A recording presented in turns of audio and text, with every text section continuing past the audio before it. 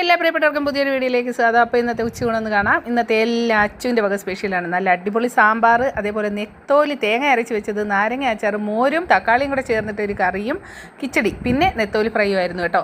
അടിപൊളിയായിരുന്നു. അതിനുശേഷം നമ്മൾ ആതിരക്കുട്ടനെ 5 വയസ്സിൻ്റെ വാക്സിൻ എടുക്കാനായിട്ട് ഹോസ്പിറ്റലിൽ കൊണ്ടുപോയതാണ് കേട്ടോ.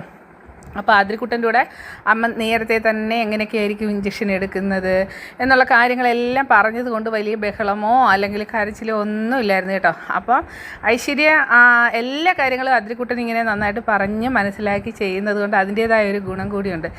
നമ്മുടെ ആതിരക്കുട്ടനെ നേഴ്സ് വന്നിട്ട് കണ്ടോ ഇഞ്ചക്ഷൻ വെക്കാൻ പോകുന്നതാണ് നിങ്ങൾ കാണുന്നത്. സത്യം പറഞ്ഞാൽ അത് കാണുമ്പോൾ അവനെ കുത്തുന്നത് കാണുമ്പോൾ എനിക്ക് ഭയങ്കര വിഷമമാണ്. അതേപോലെ തന്നെ കുഞ്ഞുനാളിൽ എൻ്റെ കയ്യിലിരുന്ന കുട്ടിക്കാലത്തുള്ള ഇഞ്ചക്ഷനൊക്കെ വെക്കുമ്പോഴേ എനിക്കാണ് സങ്കടം വരുന്നത് കേട്ടോ. അപ്പം നമ്മുടെ ആതിരക്കുട്ടൻ ഇപ്പോൾ ഇതൊക്കെ മനസ്സിലാക്കാനുള്ള ആ ഒരു കഴിവ് ദൈവം കൊടുത്തത് കൊണ്ടും ആതിരക്കുട്ടൻ്റെ അമ്മ അത് പറഞ്ഞു കൊടുക്കുന്നത് കൊണ്ടും വലിയ കുഴപ്പമൊന്നുമില്ലാതെ പോകുന്നു കേട്ടോ. അപ്പം ഇഞ്ചക്ഷനൊക്കെ ചെയ്തിട്ട് ഈ കൈ ഉണ്ടല്ലോ ഇങ്ങനെ മുകളിലോട്ടും താഴോട്ടും ഒക്കെ കറക്കി കൊടുക്കുകയാണ് ആ നേഴ്സ്. പിന്നെ വീട്ടിൽ വന്നു. അതിനുശേഷം പിന്നെ നമ്മുടെ ചേച്ചി വന്നിട്ടുണ്ട്. ഞാൻ പറമ്പിലേക്കൊന്ന് ഇറങ്ങി, ഷെറിനെ ഞാൻ ഈ പുളിഞ്ചിക്കയൊന്ന് തിന്നോട്ടെ, കൊതി വിടരുത് കേട്ടോ.